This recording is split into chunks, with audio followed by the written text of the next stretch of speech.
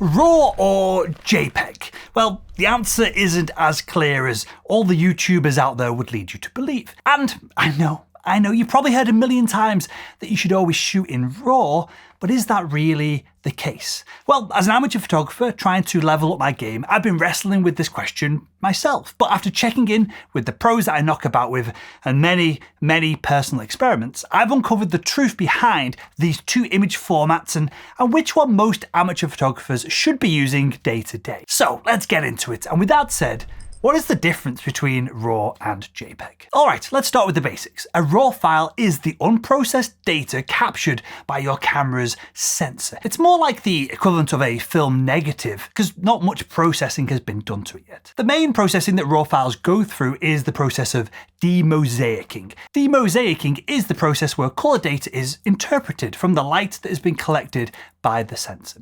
It works kind of like this. Light enters through your camera lens, the light then hits a color filter which only the blue, red or green wavelengths of light can pass through. Finally, this light then hits the sensor and the intensity of the light is measured and digitized. Now that our editing software has the data that shows what color of light hit what part of the sensor with what intensity, the image can go through the demosaicing process. And this is where the software is going to interpret this color data. It's going to use predictions to guess the actual color of the pixels via looking at that pixel, the light that was collected, and then the other pixels around it in its own neighborhood. And then it gives us the RAW file that we see on the screen. Then the RAW file is ready for editing. And there are other processing steps that might happen to a RAW file before it's ready to edit, but essentially the point is they are barely processed either by the camera or the computer that you're doing your editing on. On the other hand, a JPEG image is, well, it's compressed, it's sharpened, it's manipulated, it's color balanced, and it is a processed version of all the same data from the RAW file, but it's ready to be shared and viewed straight out of the camera. Think of a JPEG image as a ready meal that's already been prepared for you, and a RAW image as all the ingredients that are sat there waiting for you to put them together into a fantastic dish. Now, well, you might be thinking, if JPEG files are already processed and they're ready to go, and that's what the camera manufacturer wanted from the lenses, the camera system and everything else, the whole shebang, that's what they wanted as the end product, well, doesn't that mean that JPEGs are better?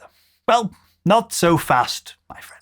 Let me ask you this. Have you ever been out shooting and you've accidentally left your camera on the wrong settings that you set at the previous location that you were at, resulting in probably a severely underexposed or overexposed photo at the next place that you take a shot? I know I've done this many times, and let me tell you, it's a gut-wrenching feeling. You put all the effort in, you find the perfect composition, and then boom, your shot is a muddy mess of darkness or blown out highlights.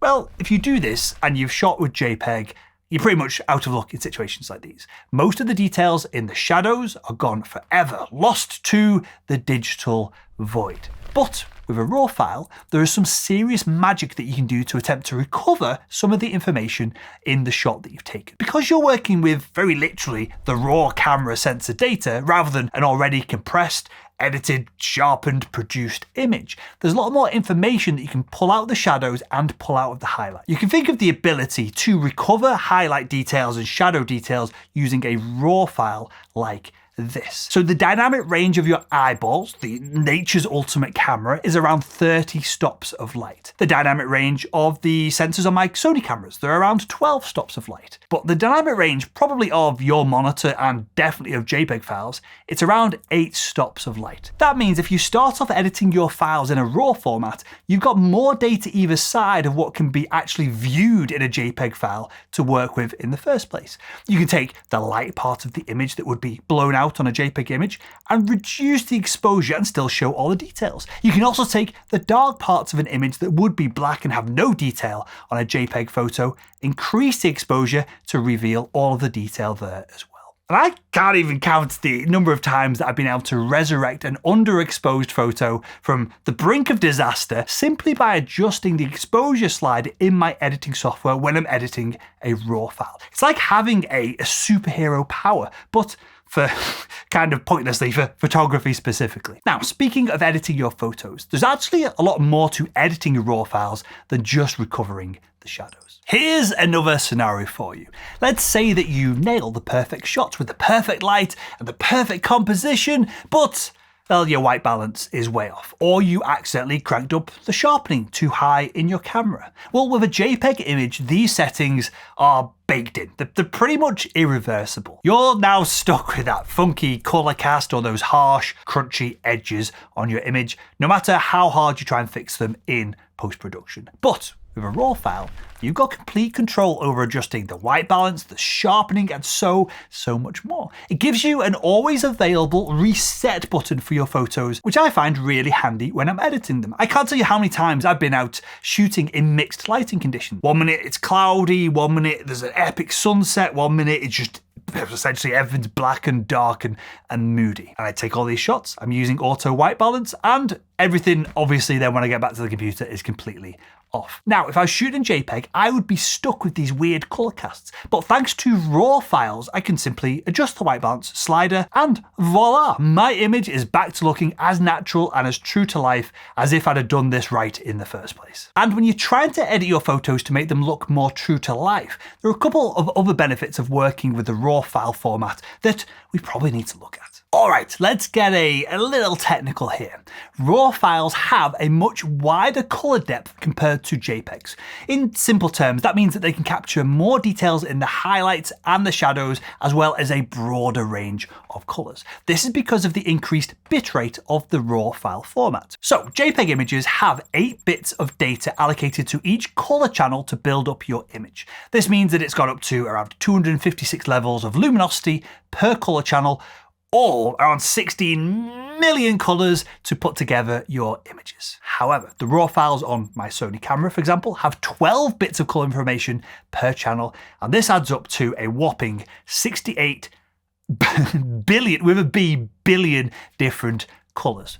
This means less noticeable banding effects in your images, and also a smoother transition between colors as well. Now, it's important to note here that most images are eventually converted to JPEG to be displayed on social media, or when they're printed, or when you send them to your friends and family. And so this increase in bit depth might be really primarily used for editing and less valuable for the end result of the image. Which leads us on to how JPEG images and all the processing can be automatically done.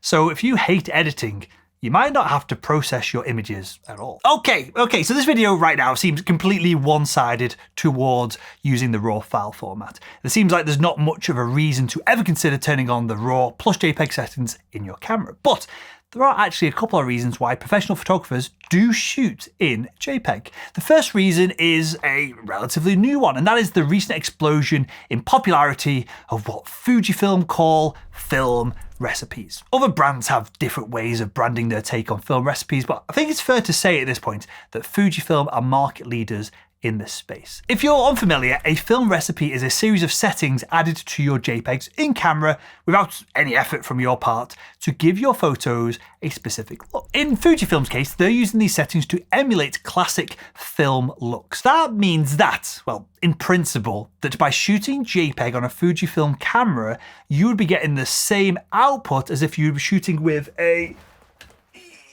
film camera like this. And you know, for a lot of people, that is very desirable, that film look. And with most amateur photographers really disliking the editing process, this can be a massive competitive advantage. For me personally, I started off using the Fujifilm film simulations all of the time, but very quickly I realized that for my style of landscape photography, they didn't really get my photos to where I wanted to be. I needed to edit the photos to get the look I wanted.